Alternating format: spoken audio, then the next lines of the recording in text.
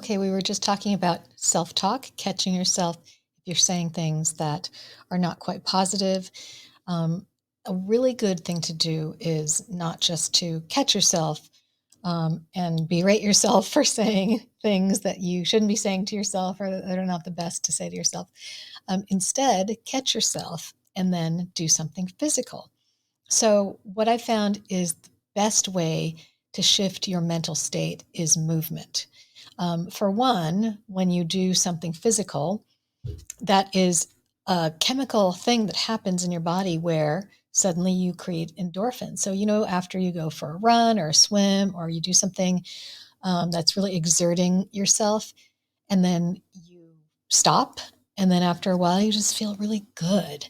That's endorphins. That's a chemical reaction of hormones that are called endorphins rushing into your body and filling up that space, which gives you more of like a positive feeling.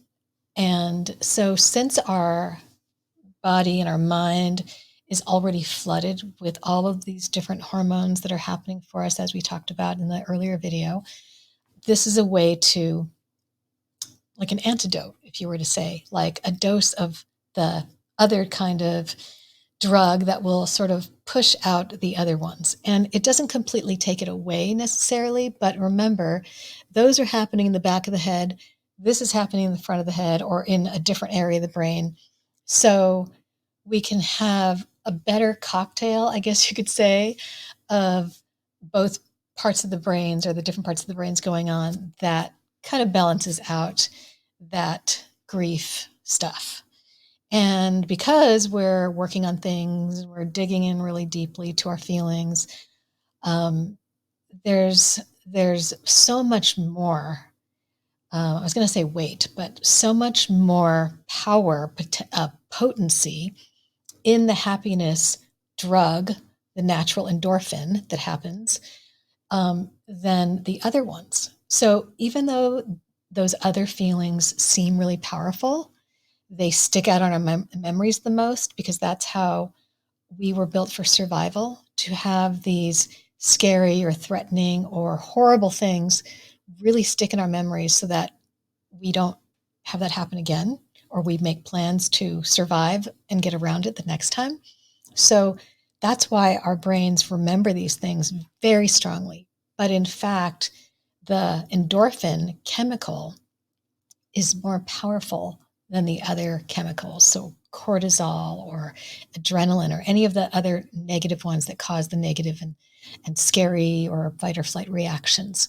So if you know that, go like what I said, like when you see yourself or realize I'm going to a place mentally where I really don't want to be, catch that.